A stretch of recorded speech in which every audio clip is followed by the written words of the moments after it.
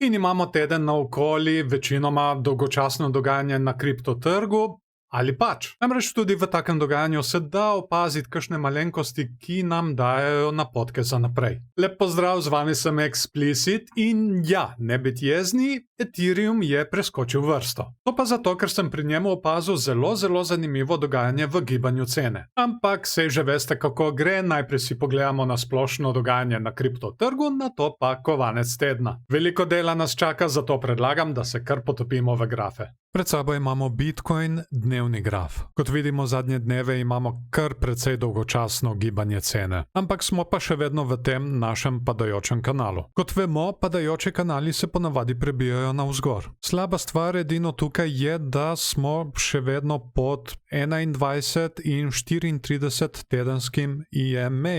In očitno bomo ta teden tudi tako končali. Če koga slučajno to bega, ja, to je dnevni graf in to sta tedenska EMA, ker se jima lahko naštima svoj časovni interval. Kako se to uredi, boste lahko videli v novem tutorialu, ki bo kmalu na YouTubeu. V zadnjih dnevih lahko opazimo tudi rahlo bikovsko RSI divergenco. Sam malček, da vam jo označim. Kot vidite, pri ceni imamo dno, nižje dno, nižje dno.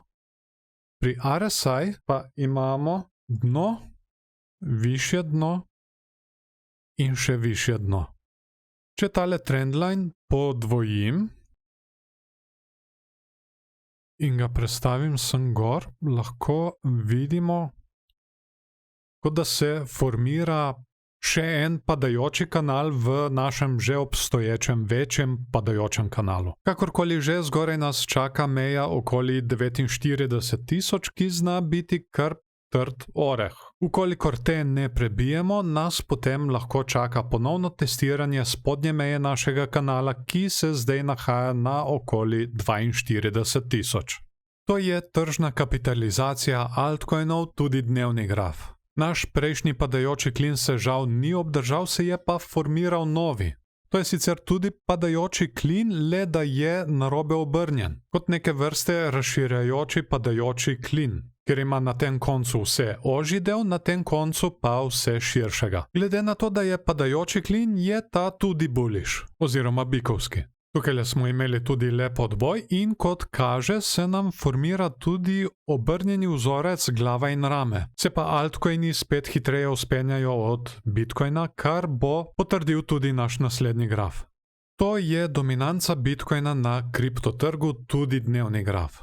Na kratko, višja kot je dominanca Bitcoina, boljše je za Bitcoin, normalno. Nižja kot je dominanca, boljše je za altcoine. Nazadnje smo se srečali s to mejo 40%, od katere smo imeli odboj vse do 42%. In od te meje smo se vrnili zdaj nazaj na 40%. Iz te situacije lahko zdaj prideta dva vzorca. Eden je padajoči trikotnik.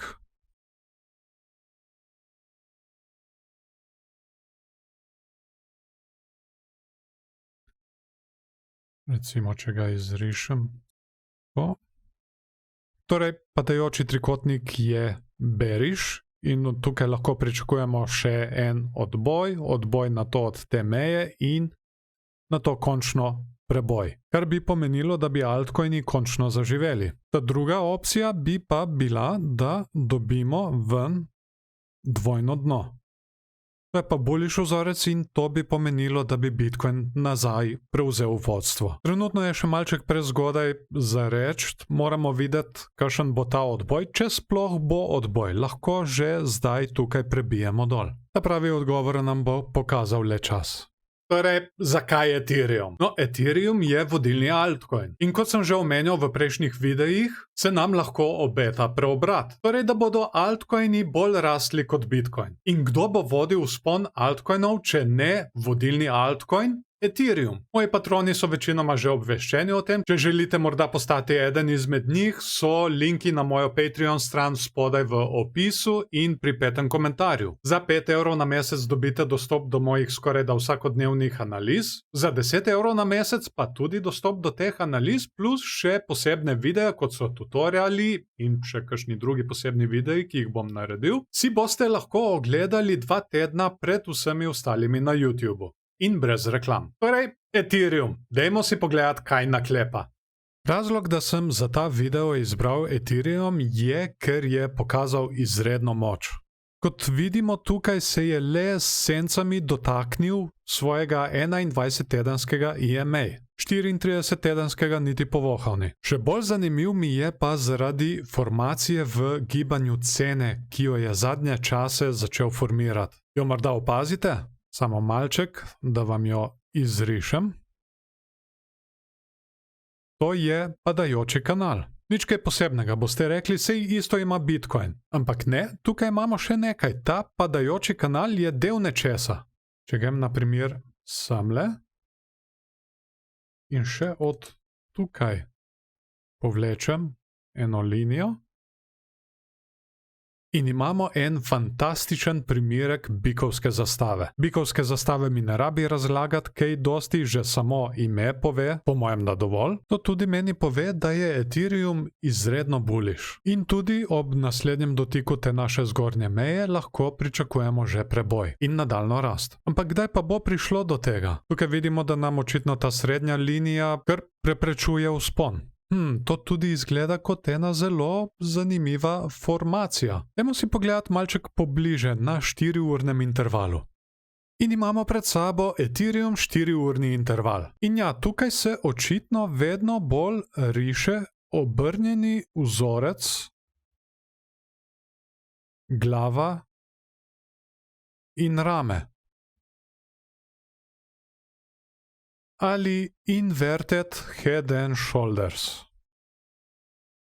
Torej, nasprotno od vzorca glava in rame, ki je bearish, je tale bullish, oziroma bikovski. Ampak nič še ni zagotovo, še vedno ga rišemo, moramo ga še dokončati in prebiti tole linijo. Tako da se ga vsekakor splača spremljati in Ethereum zna res biti rešitelj in razlog za naslednji kriptovzpon.